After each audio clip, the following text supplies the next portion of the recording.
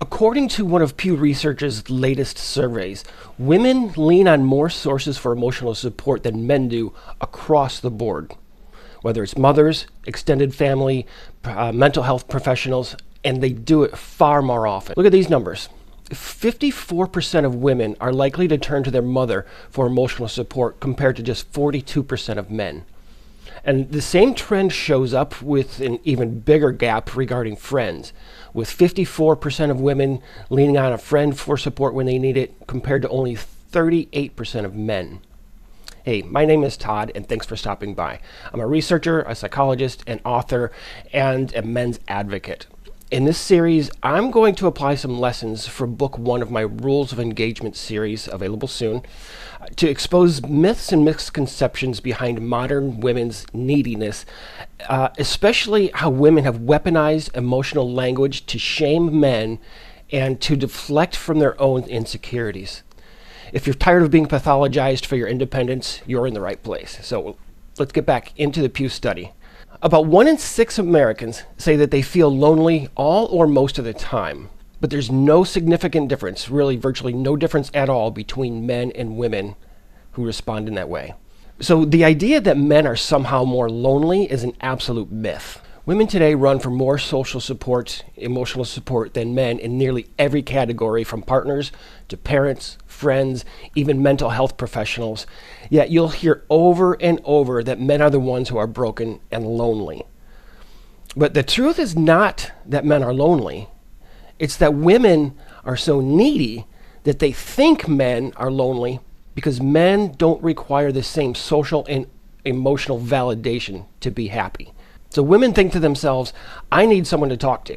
I call my parents when I need help. My friends are there to listen to me. I need more motivational validation. I need girls to rally with me and lift me up. Looking back on the Pew study results, women are going everywhere more than men to get emotional support. When you look at other family members, again, it's women outpacing men 44% to 26%. Even professional help shows the same pattern, with 22% of women saying that they would see a mental health professional compared to only 16% of men. Women are conditioned to lean on multiple layers of reassurance, whereas men, on the other hand, handle their problems on their own. They don't need validation from mommy and daddy, and they sure as hell don't go to a man-hating therapist to bitch about every little thing that happens in their lives. So let me ask the question. Why are women so needy? Why do they need so much support? It's not that people are ignoring them. It's not a lack of available resources. The data from Pew confirm that women can call anyone, anytime for emotional tampon duty. Women are lonely because of themselves. It's their inability to sit with their own thoughts and to be alone with even minor discomfort without rushing for reassurance and validation every time their fifis are strained. So if men need a few hours to decompress or several months to reprioritize their lives, according to women, they're avoidant and lonely. If you don't text her back in 30 minutes because you have other stuff going on, she will literally broadcast to the world that you're emotionally unavailable, all because she's needy and she requires your attention to validate her worth and her existence. But if you tell her that you need space, suddenly you're part of an epidemic. Now tell me again about this loneliness thing that's going on. In chapter 7 of my upcoming book, I made a statement that at some point in the last 20 years, the general knowledge of psychology stopped being used for insight and became a weapon for emotional manipulation. I made that statement because women have turned social networks with people they don't know into global emotional echo chambers in which they've branded normal experiences as somebody else's dysfunction. And that's concept creep. That's what's happening when women use psychological terms or social phenomena in a way that no way clinically describe men. So in this case, it's men's perfectly normal desire to be alone. Again, it's not because they're defective. It's because women can't handle being alone, and they despise not being at the center of the universe because they're needy. And that has become the real epidemic.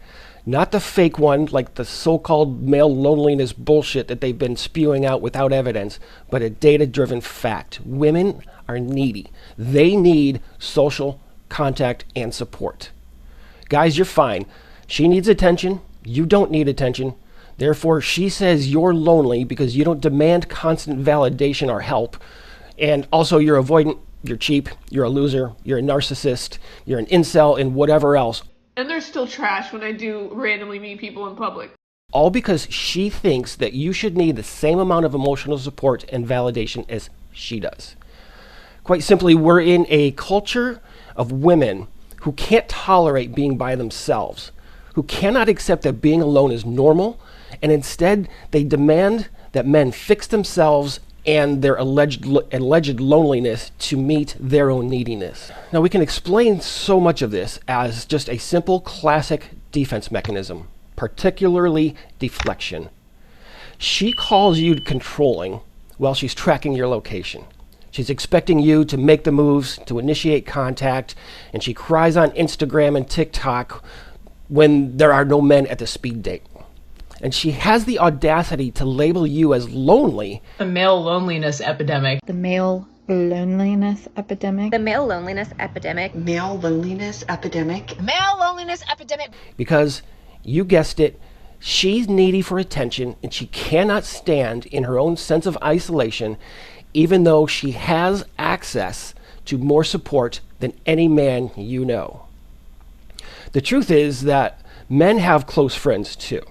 But the difference is they don't run to 5 people to process every uncomfortable feeling. They work things out, they get shit done, and women's neediness just slows them down. So when you hear hyperbole and absolutes like men never show up, men are lonely, men don't know how to connect, that's just manipulation tactics that keep her running to social media for applause and appeasement every time she feels discomfort. Because if there is an epidemic among men, then she gets thousands of strangers to validate her insecurity while she refuses to introspect and to grow. That's why these false labels like men's loneliness actually really do hold a lot of power. They're not just talking points. They're controlling and they're manipulative. Because once she labels your normal independence and masculine frame as a psychological flaw, then she gets to flip the power dynamic to avoid her own neediness. You become the problem to be fixed, while she gets to remain the clinical expert with zero accountability. So to be absolutely clear, the idea that men are more lonely or that they're emotionally lost simply is not true. Women use more supports, use them more frequently, and for smaller issues. And we need to start calling this out more, because if no one's addressing women's neediness, then they feel as if they have free rein to fixate on what they call men's negative loneliness simply because you don't live your life the way she does. Hyperextended and hyper anxious. If she needs to call her mother every time she has a bad hour, she'll assume that you need to do the same thing. And if you don't, that's when she starts to pathologize you as lonely and detached. Guys, that is egocentrism. It's her inability to see outside of her own experience, and it's a failure of critical thinking. In her game, she exploits your self-reliance as dysfunction when the reality is that it's a normal part of human existence that she's too egocentric to process. That's the pathology, turning normal, everyday human experiences into an epidemic level problem. And guess what? There's nothing to fix. She's just uncomfortable being alone, and instead of handling that like an adult, she demands that you regulate what is not even broken. So recognize the game she's playing and do not take that bait. You don't owe anyone an apology for staying steady, focused, or independent, and you sure as hell don't need to be psychoanalyzed for not running for help every time something comes up.